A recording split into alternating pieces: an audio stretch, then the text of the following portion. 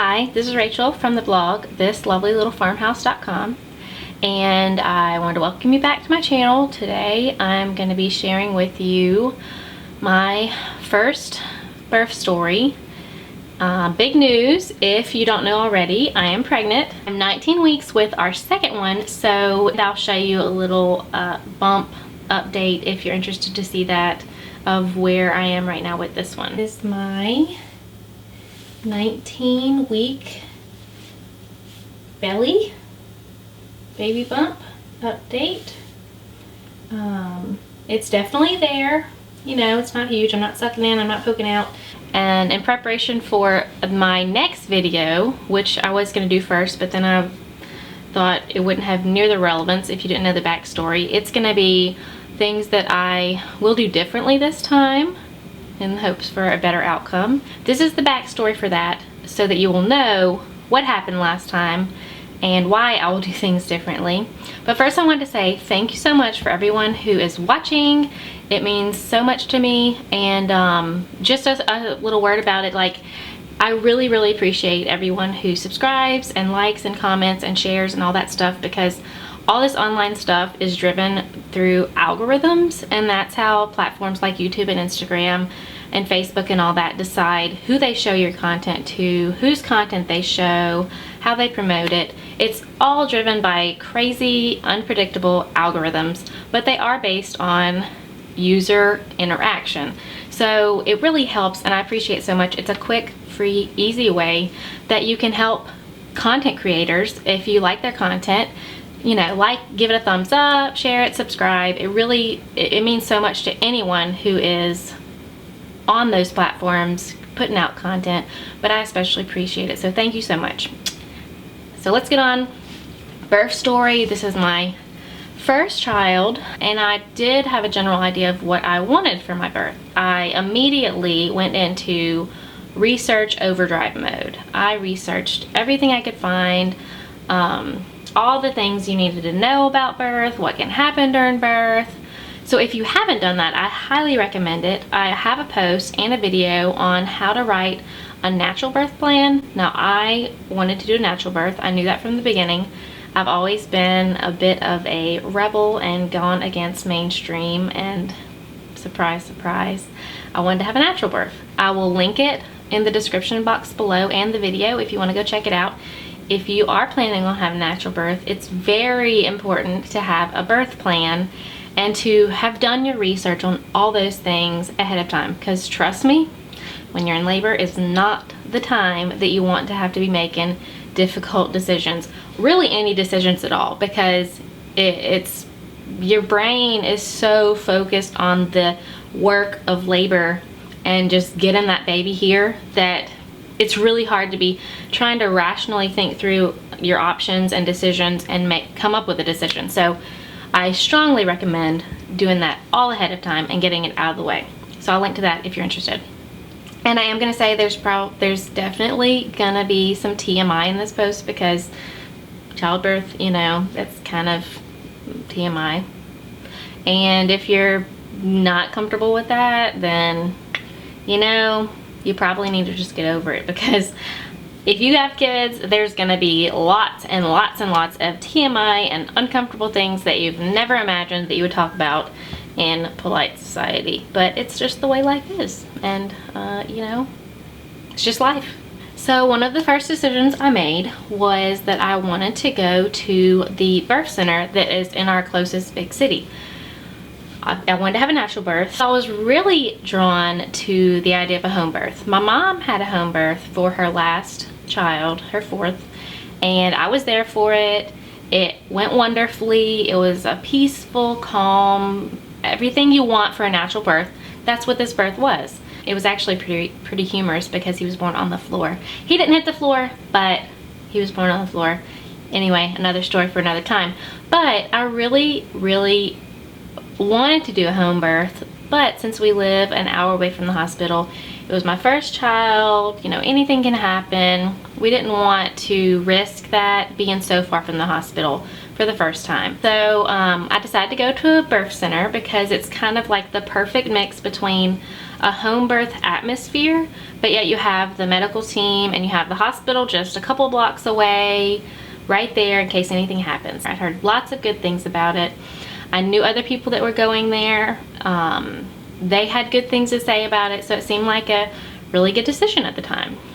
My appointments with the midwives went well. There were 3 midwives at the birth center, and during the course of my pregnancy, I saw all 3 of them multiple times. They purposely did it that way because you never knew which one would be on call when you went into labor. So you saw them all because you would be comfortable with them all. They would know you, you would know them, yada yada yada. That's what we did. It all went well. At my 20-week anatomy scan ultrasound, the baby was healthy. We found out we were having a little girl, which was wonderful. We were excited about.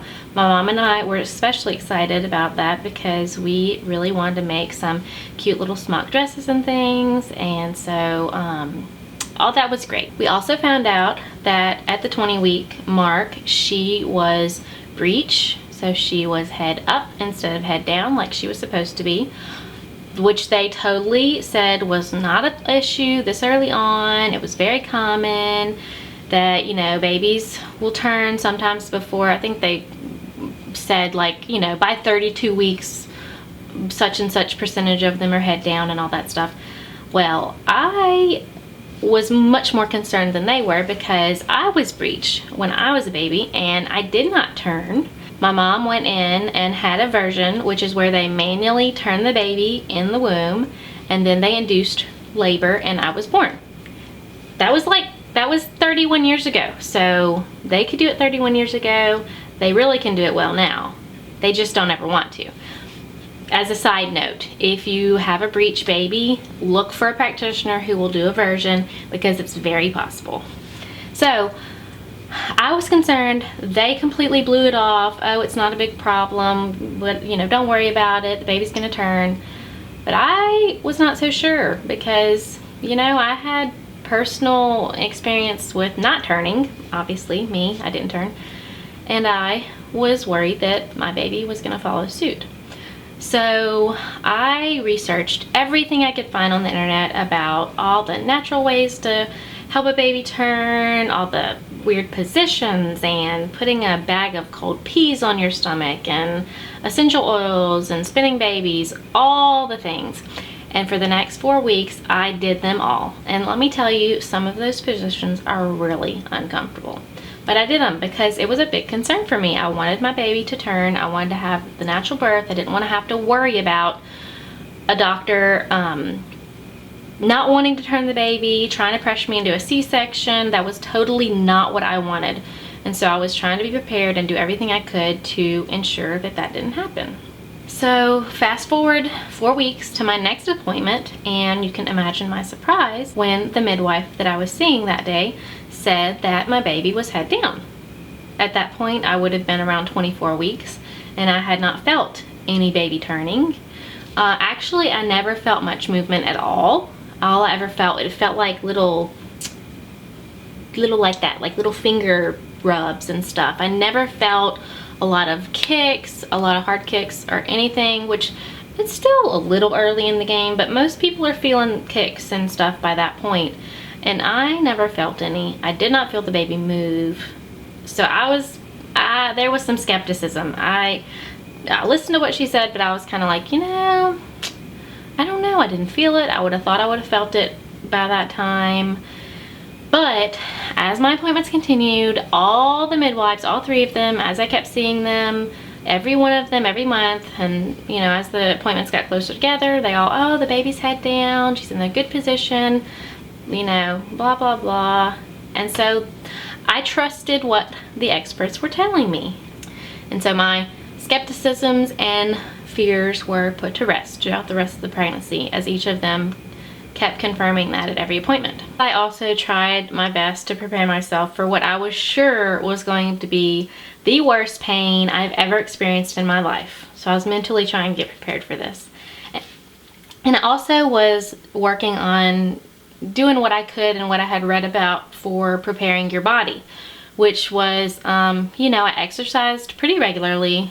And I also did some perineum stretching to hopefully prevent tearing during late birth.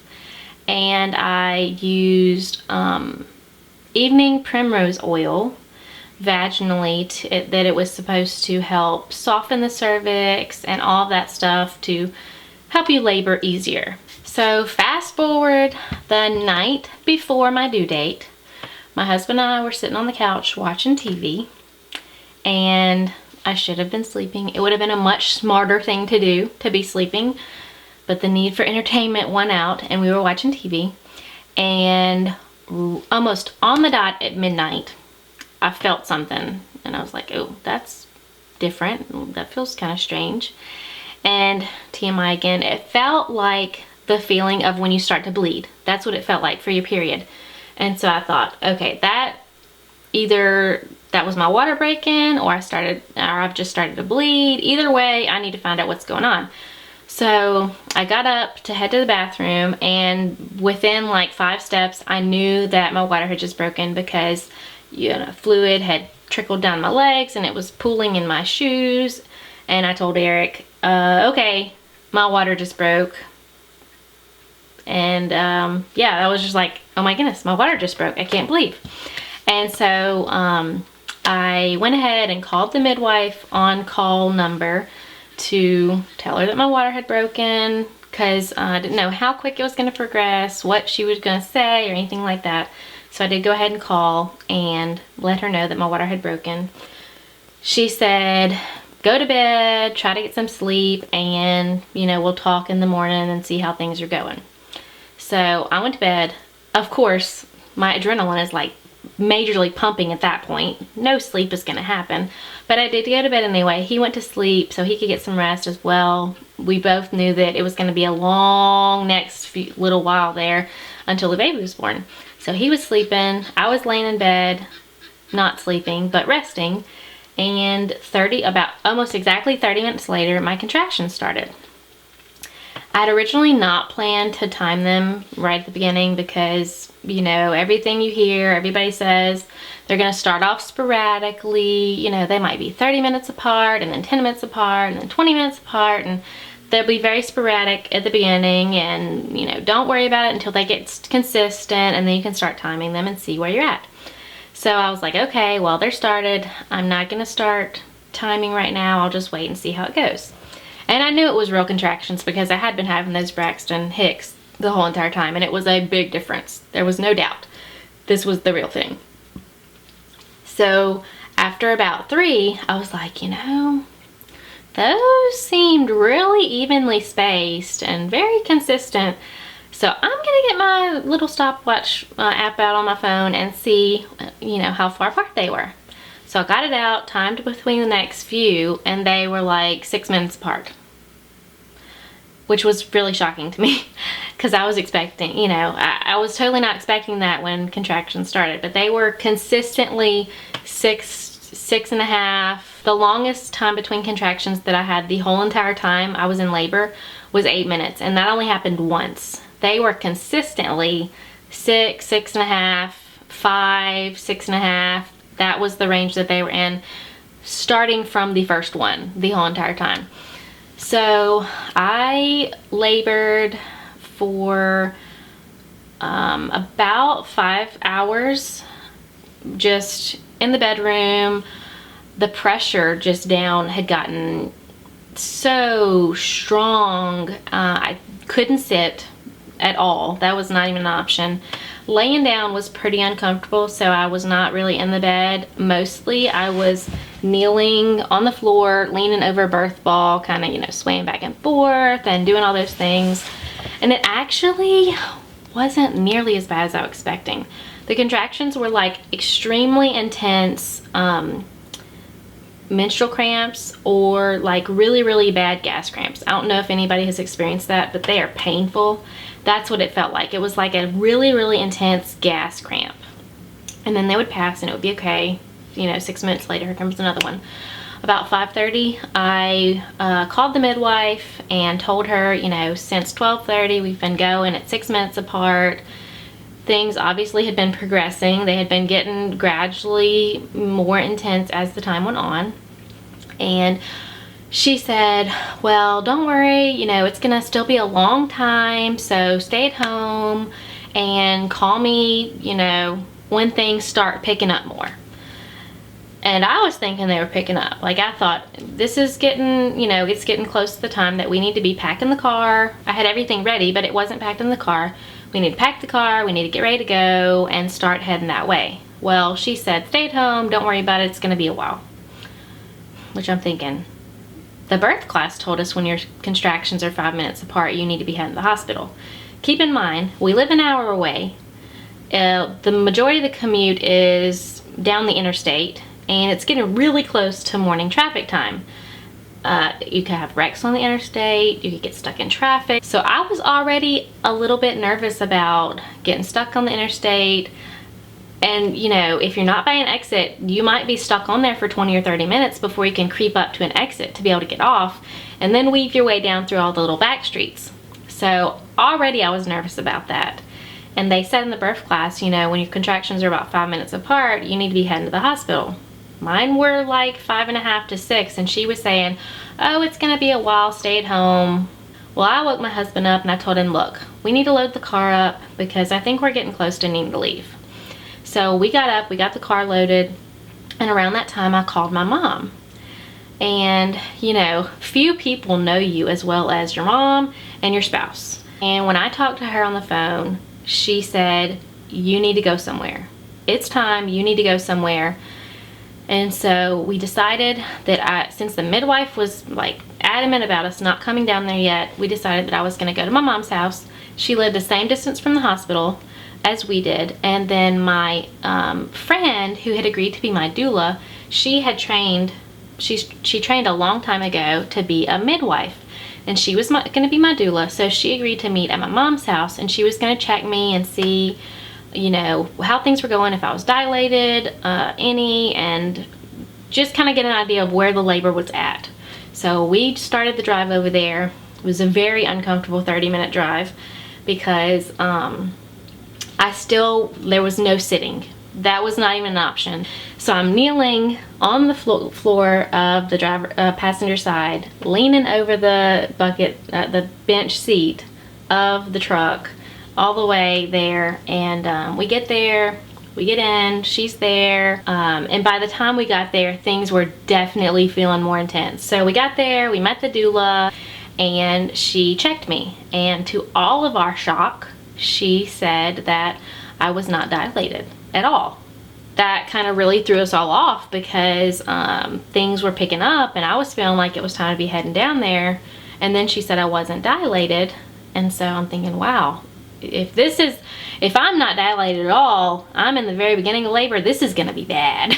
That's what went through my head. Like, if this is the beginning still and I haven't dilated at all, this is gonna be a bad experience. And so we had gotten there, I want to say we probably got there at about 7 or 7:30, and things started really ramping up. Within probably an hour to maybe an hour and a half of being there, the contractions had ramped up significantly, and I started feeling the strong urge to push, which totally threw me off because everything that I had researched and everything that I read said that your body knows when it needs to push. You're not gonna get those strong urges to push until your body's ready. So I was like, okay, something's not adding up here. Why do I feel like I need to push? So we kept working through the contractions. The doula, she was helping me not push, just breathe through them and all that stuff. Well, it got stronger and stronger and stronger, and it wasn't very long at all before I was feeling that irresistible urge to push. Like, almost you can't even fight it. It was so strong. Just thinking about it, I remember how it felt. It was just, it's hard to describe, but it was unbelievable. It was just irresistible. You just couldn't fight it almost. She was helping me. Every time one of them would hit, she'd be right next to me going, you know, breathing me through the contraction. That was the only way I was getting through it without pushing. And finally I was like, something is not right. Why do I feel like I need to push if I'm not dilated? That's not supposed to happen. What's going on here? And finally, you know, she personally knew the midwife who we had been talking to. She called her back and told her what was going on, and the midwife still was saying, just stay at home, it's gonna be a while. It's the same thing. She was still saying the same thing, and I felt like I needed to push. Like, I was having irresistible urges to push. I almost couldn't even fight it. That's how strong they were. And we were an hour away from the hospital. Still an hour away from the hospital. Okay, so finally she got off the phone and everybody's sitting there going like, oh my goodness, what do we do? I was like, we need to go. It's time. We need to go. I don't care what she's saying. We have to get out of here. We have to get to the birth center. It's time. So we all loaded up. My mom was driving her van, and I rode in there because they have captain bucket seats for the middle row, and so I was able to kneel on the floor in between those seats. My husband was in the seat next to me, and then my mom was driving. The doula was in the front passenger seat where she could kind of reach back and like rub my back or any of that kind of stuff. My two brothers and my dad brought our vehicle, our truck, down there. I remember my brothers, because at that point the contractions were so strong. I was like, you get to this point where you like do these guttural like sounds through the contractions. And so like that's the point where I was at, like almost hollering through them because they were so intense, and it was everything I could possibly do not to push. And I remember walking through the house, going to the car, and I had one, and that was what was coming out of my body, those sounds and that, you know, guttural just trying to get through. And their eyes were like saucers. They were just like, oh my goodness, she's dying. Like, I think they really thought I was probably dying. They were just in this shock. They'd never seen anything like that before. I want to say they were, let's see, that was 2 years ago. So they were 15 and 14. They had never seen anything like that before. But anyway, we all loaded up. Thankfully, they were able to ride in a different vehicle down there because it got much more intense in the, I don't know. It didn't take us a full hour because I finally convinced my mom to go faster. But in the time that it took us to get to the birth center, it got much, much more intense very quickly. So we get in the car and we're heading down there, and the contractions had gotten much closer together by that time. I'm wanting to say we had gotten about halfway down there. We were on the interstate. Thank the Lord that there was not traffic and we didn't get stuck. But I knew that my mom was being really careful. She was super nervous, so she was going the speed limit, trying to be really careful, not getting a wreck, you know, trying not to hit any bumps on the road and stuff like that. And the contractions had gotten to where they were coming like almost back to back. Like one would go over maybe 30 seconds and another one was hitting just full force. Unbelievable. And so I was like, Mom, you need to put on your flashers and you need to get us there. I remember saying those words to her, like, you need to put on your flashers and you need to go. You need to get us there. She said she was probably going 90 down the interstate after I told her that, because she was like, oh my goodness, this is real. And so yeah, that's the point where I was at. When we got to the birth center, the contractions were nearly back to back. Like one would get over and another one was hitting, and they were just like, it was like a Mack truck hitting me. That's how, if you've ever had a baby, you know how those contractions feel when you're like right there and you need to get that baby out. So that's how they were hitting. It was just over and over and over. And that's where we were at when we got to the birth center. So they pulled up to the front door. We got in. My husband helped me in because at that point it was very difficult to walk. So he helped me in. And since we were still thinking that I wasn't dilated, but I needed some relief, I decided to get in the shower. Before I got in the shower, I tried to use the bathroom because on the way down there, I had this like super, super strong urge that I needed to TT. I tried, actually, they threw a towel under me and were like, just go. Of course, nothing came out because it wasn't that I needed to go. It was that the pressure was getting so strong down there that it was pushing on my bladder. But I didn't need to go. But anyway, we got to the birth center. I wanted to try to use the bathroom before I got in the shower. So I sat on the toilet. Immediately, one of those super strong contractions hit. And that was the point that the midwife was like, oh, something's going on here. Like, and when I got off and got in the shower, she was like, you almost couldn't not push during that contraction. I was like, yes, that's what we've been telling y'all for 2 hours now. At least it had been that long. So I got in the shower, and my husband had gone to change clothes so that he could get in with me, because I definitely needed some major physical support. I needed him to help me stand up and stay upright and, you know, have some relief in the shower. So he had gone to get his swim trunks on so he could get in with me, and the midwife wanted to check me. So I'm standing in the shower, no clothes on, and she comes in to check me. And immediately she goes and gets another midwife who was at the birth center and brings her in to check me. So she checks me, and they tell me, get out of the shower, you need to get on the bed. And I'm just like, okay.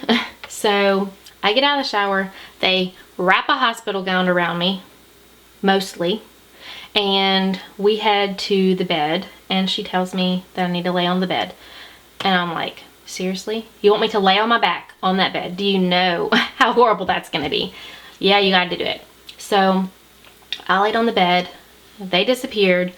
My mom is over here on a bench. I remember distinctly looking over and seeing her, and she was sitting on the bench almost in tears, because she thought that she had heard the midwife say something about the baby. She was thinking like that the cord had prolapsed or something was happening with the baby. I didn't hear that, so I didn't know that that's what she was thinking, but I remember distinctly seeing her sitting on a bench, you know, toward the foot of the bed on the side, and she was just almost to the point of a breakdown because she thought something was wrong with the baby. So here they come, bustling back in the room, pushing an ultrasound machine. They get it all set up, and they start doing an ultrasound on me. And they made the announcement that I was fully dilated, and that the baby was breech, and that I'd have to be transferred to the hospital. And I just remember, I don't know that I didn't scream it obviously, but I demanded, how is that possible? You know, they were here, and their answer was, well, sometimes the baby just turns. Very, you know, nonchalant about this situation that now I'm in. And I'm thinking, no, like that, they don't just turn, you know. You're telling me that this full-term baby turned and I didn't know about it? Spoiler alert, no, not possible, okay? So from this point on, everything happened so fast. Even still thinking about it today, there are still so many areas that are kind of just a blur because it all happened so quickly. So they move the machine out the way. They come bustling back in with a wheelchair, wrap my gown back around me, tell me to get in the wheelchair. They send my mom off to get her van and pull it around to the back door. Eric is still not back yet. He had gone to change clothes, and then trying to help my dad and brothers get all of our stuff unloaded and in the birth center. So then the midwives on their way out tell them, we're going to the hospital, load everything back up. So then he's trying to change back into his regular clothes and get everything loaded up. Didn't have a clue what was going on. Nobody even bothered to stop and tell him what was happening. So he didn't have a clue. He didn't know that, like, when they said we're leaving, she meant we're leaving right this minute. They called the hospital and told him we were coming. It was about a mile away probably. They told him to have a stretcher waiting at the door. And so and I was kind of almost in a haze. Like, at that point, when you're 10 centimeters dilated and you're fighting your body not to push, it's just like this haze where your focus is so inward that you almost, like, you're aware of what's going on around you, but kind of not at the same time.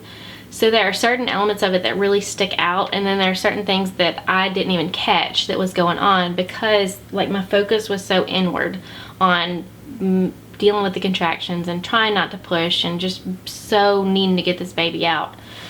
So they wheeled in the wheelchair.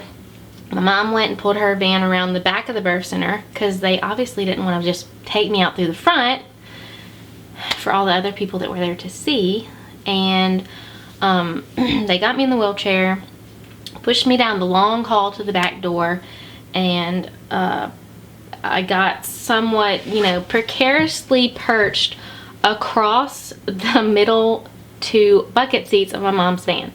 Like, so literally I was laying across the bucket seats of my mom's van with these contractions that are back to back to back to back.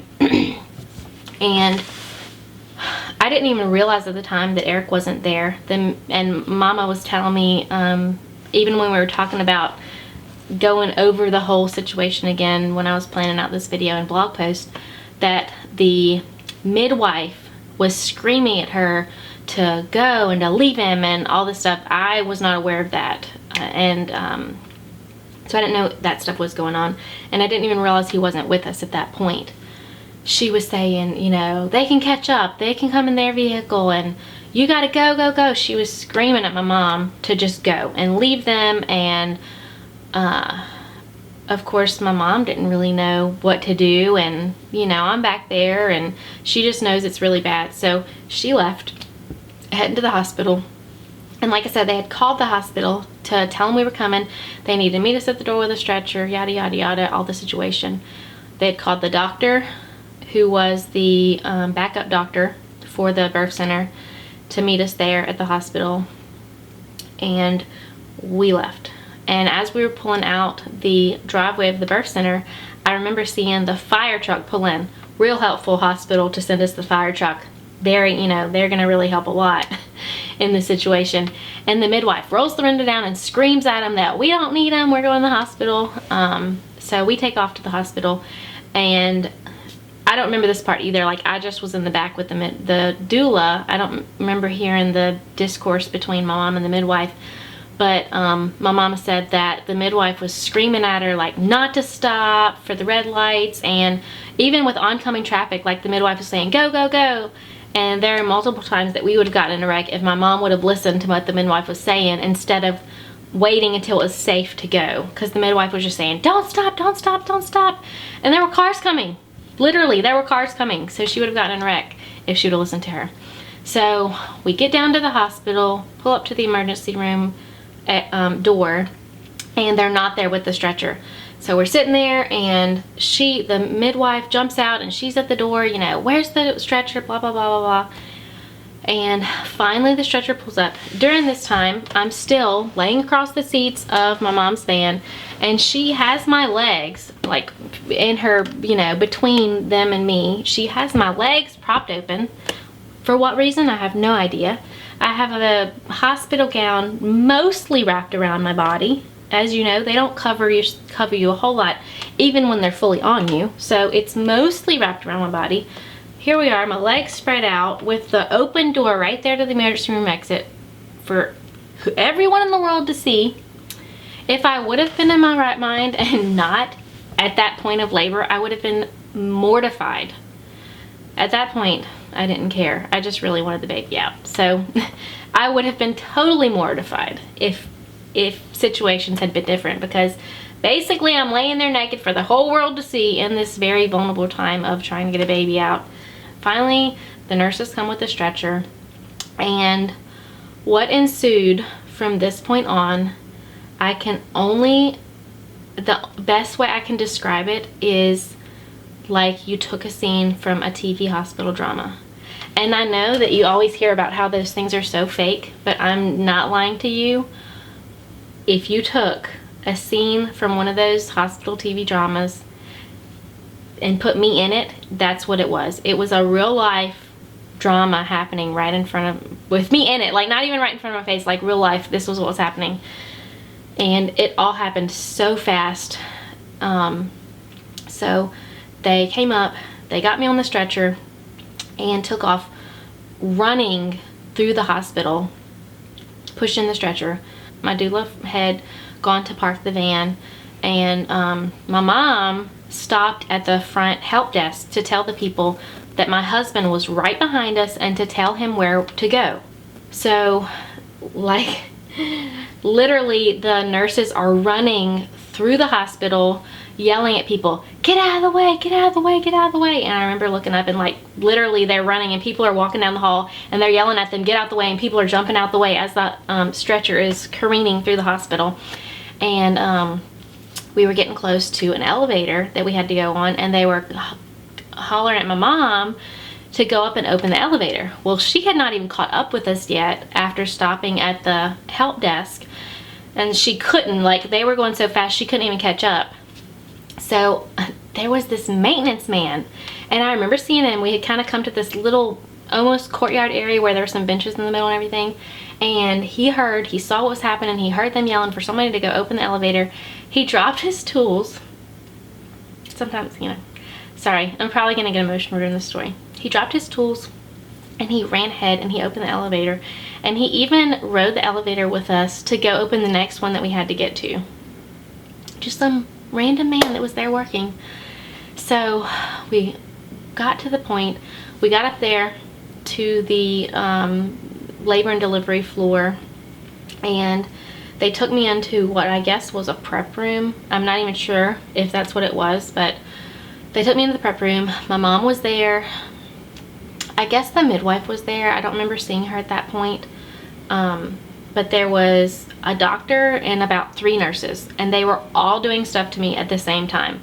With these, during this whole point, these contractions are still literally back to back. Like, as soon as one's over, another one's starting. And they're doing all this stuff to me at the same time. One of them's putting in an IV, and the doctor is sitting right in front of me with these papers, telling me I have to sign these papers, giving them permission to do a C-section, and all this stuff was happening. And this is the point where I almost had a breakdown, because so much had happened in such a short period of time. This was literally less than 15 minutes from the time we arrived at the birth center to this doctor is shoving a paper in my face saying I have to sign it, giving them permission to do a C-section. And it was just too much. My brain, you know, like I said earlier, my brain was so focused inward and on what was happening within my body that it had not even had time to process all this stuff yet, all these changes and what was happening. And I just couldn't do it. I just couldn't handle it. I looked around, and all these people I saw, and I looked over on the side of the room, and I saw my mom. And I was like, Mom, what do I do? Sorry.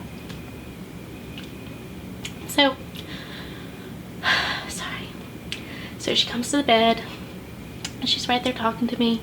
And I just needed someone who really cared about me, and who really cared about what was happening to me. You know, I know that doctors do care about their patients, but at the same time, that's their job. And they see hundreds of people. You know, they don't have any skin in the game. It's not personal for them. I needed someone who it was personal for, who would really help me and know what I was going through. And so my mom came over the bed, and I just really needed someone that would tell me it was okay, you know. And so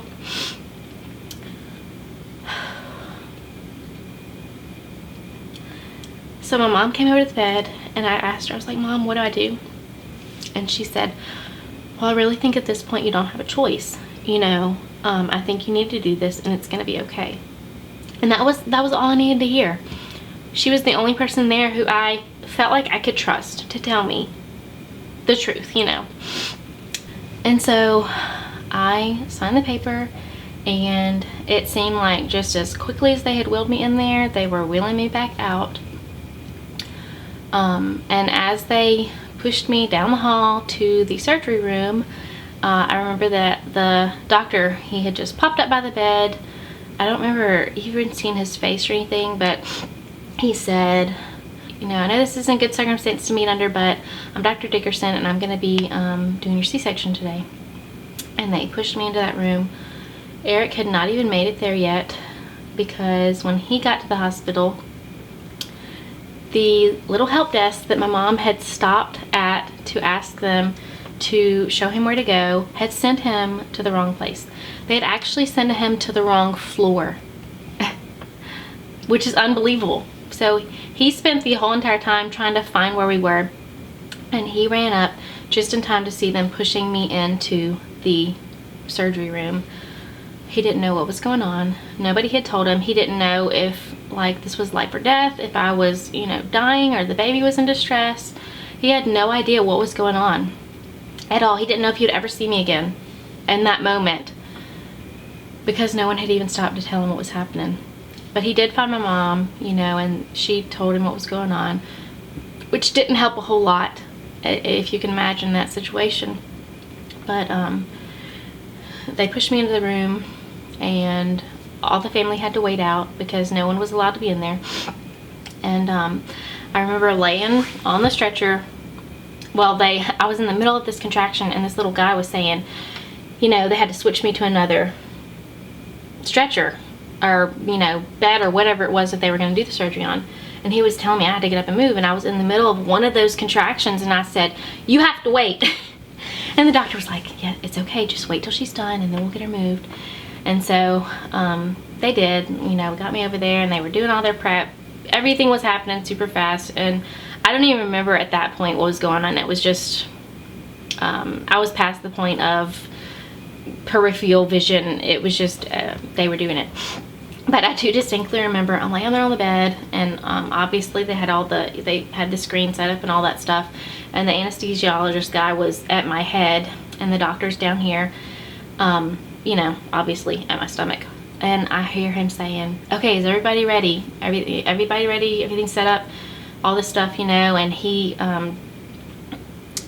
it was clear by his tone and by his words that he was fixing to start. And I'm thinking, oh my goodness, he's about to start cutting into me, and I'm awake. Like, he's about to start cutting into me, and I am not out yet. And I thought, well, I guess he knows what he's doing. And so, like, he starts the countdown, and I'm going, oh my goodness, he's about to cut into me, and I'm awake. Oh my goodness. And that's the last thing I remember.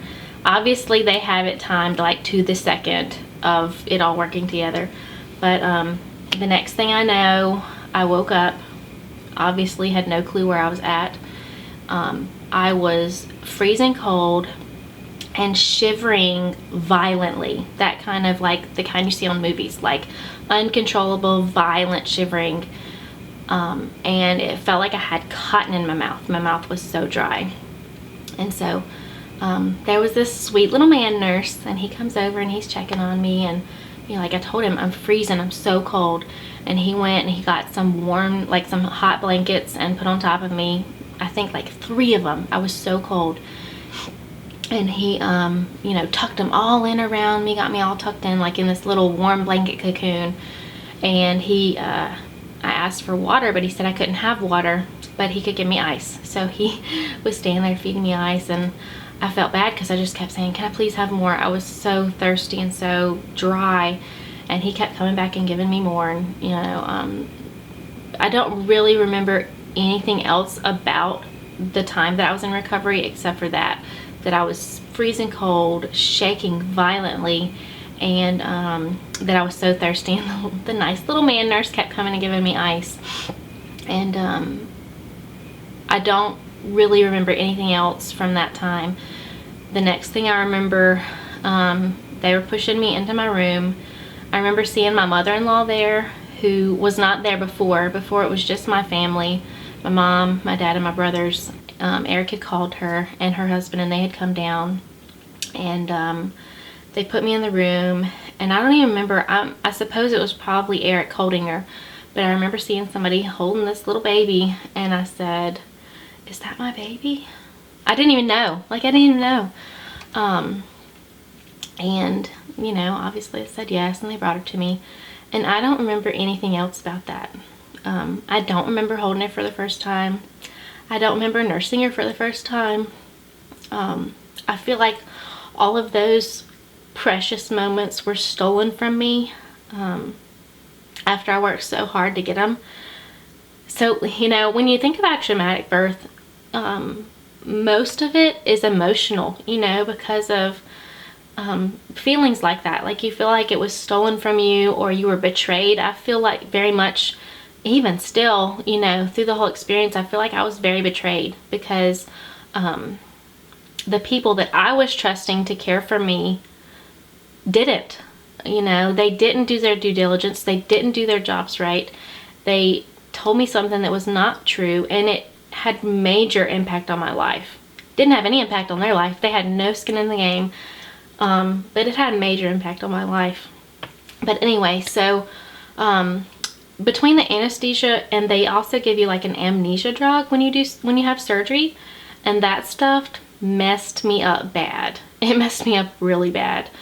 I think, see, I don't even remember exactly how many days. I think we were in the hospital for 3 days afterwards, and they gave us the option to go home because I think they needed more rooms, and I wanted to go home because I had not slept but about 3 hours the whole entire time we were in the hospital. I think that probably was a combination between the stuff they gave me and just the adrenaline from everything, but I had not slept the whole entire time. I was miserably exhausted. And I was just ready to go home. I was ready to be out of the hospital, have my own bed, my own food, my own house. And so we decided to go home. But there were huge portions of that time in the hospital that I don't even remember. I have no recollection of it at all. There are some bits and pieces that really stand out, but like for instance, the lactation consultant came in, I think it was the second day after I had had her.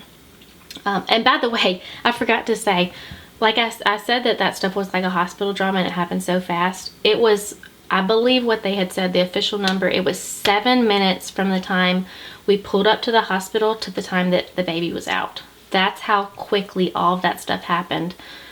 7 minutes. And I think it was only like 15 minutes from the time that we had arrived at the birth center to arriving at the hospital. So from arriving at the birth center to her actually be born was like 22 minutes. It was unbelievable.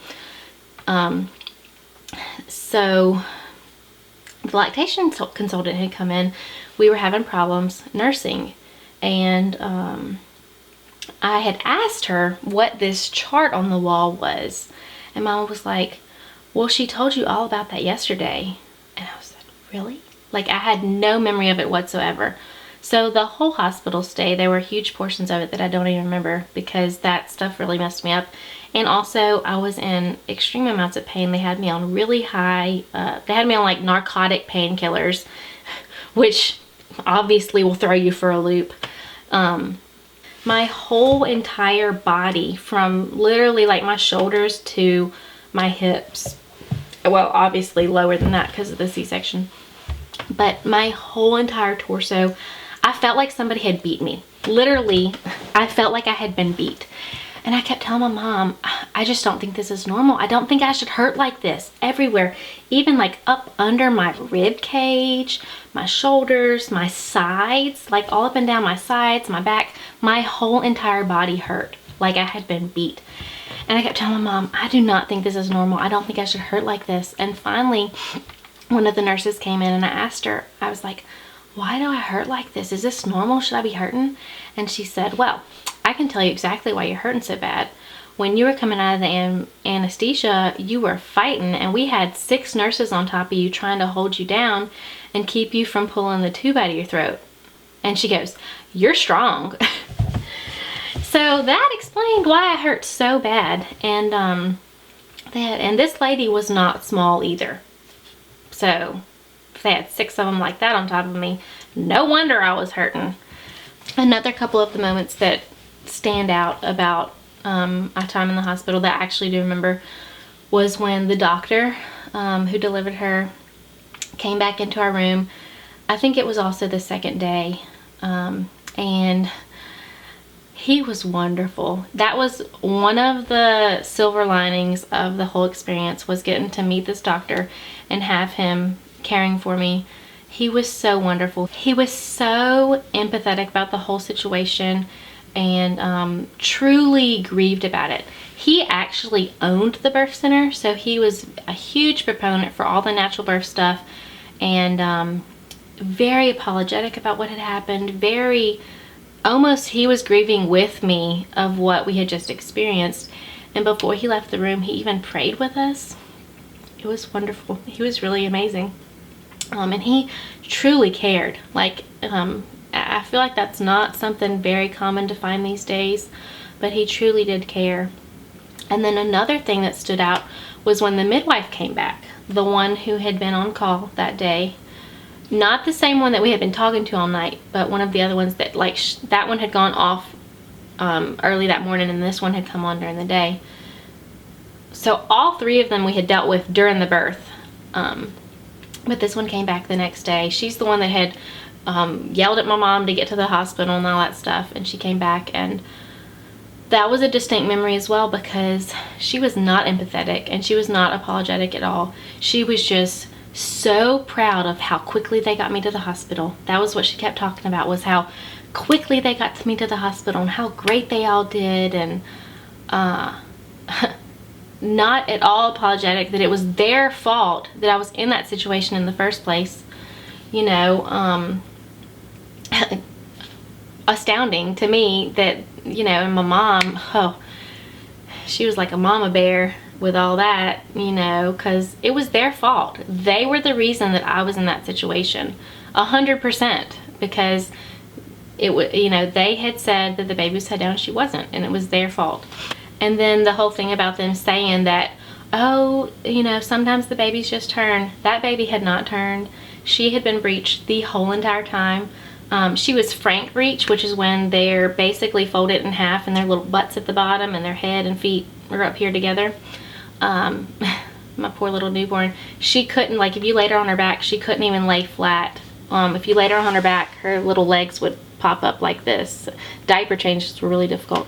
But the doctor said she didn't turn. She was like this the whole time. You know, your baby doesn't get that way if they just turn at the last minute. They get that way from being in that position for 9 months.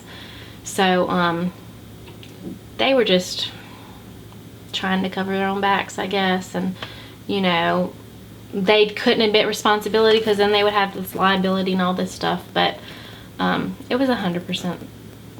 They were the reason that I was in that emergency situation. In hindsight, the birth of my first would have turned out very differently, most likely, if she had indeed been head down like she was supposed to be. As quick as everything happened, she probably would have been born either at my parents' house or speeding down the interstate in a white Honda van. I have no doubt we would not have made it there if she would have been head down, because I was 10 centimeters dilated, ready to give birth at my mom's house. What my doula had felt that she thought was my cervix was actually the baby's little bottom. And, you know, she had not practiced in a really long time. So the blame is not hers. The blame is 100% on the professionals who did not confirm what they were saying. But there's no doubt in my mind that it would have ended up very differently if she had been head down, because they were still saying, oh, don't come, it's going to be a while yet. Anyway, I'm so thankful for, you know, my sweet little girl. She's 2 now, and, you know, I'm healed up completely and everything is better. Have the second one on the way, and I do have hopes that it's going to be differently this time.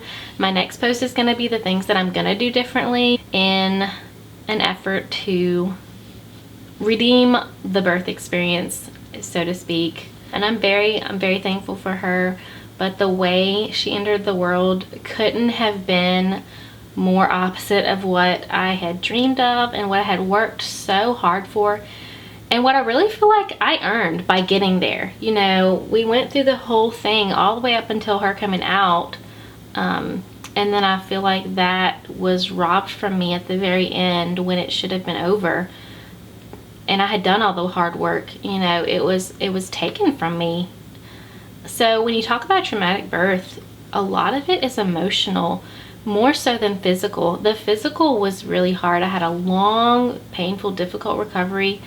I've heard a lot of people talk about lately the difference between like a planned C-section and an emergency C-section, and how much different they are and the recovery from them and all that stuff. So physically it was very difficult, but the majority of the trauma for a traumatic birth is emotional, because of those feelings like you've been robbed of something that you worked for, and the feelings like you've been betrayed. You know, a lot of people struggle with bonding with their newborn when they've gone through experiences like that, and everything else. So you might hear, you know, different experiences, and I know, you know, listening to this, it might not sound that traumatic to you, but if you've never been in a situation like that, it's really hard to understand what that mother actually went through. And it was extremely traumatic for not only me, but my husband and my mom. you know, it took a lot of dealing with. And obviously those feelings are still super fresh when I go through it detail by detail.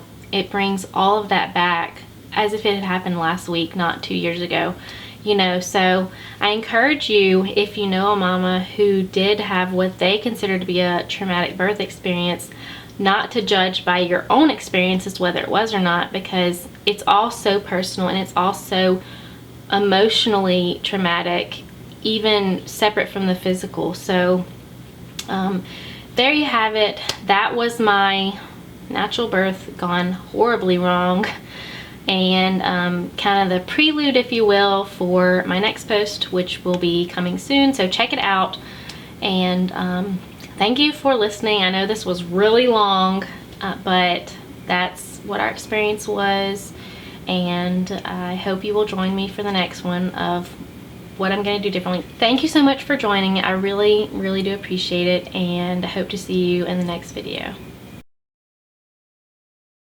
Sorry, there's a mosquito flying around in my face.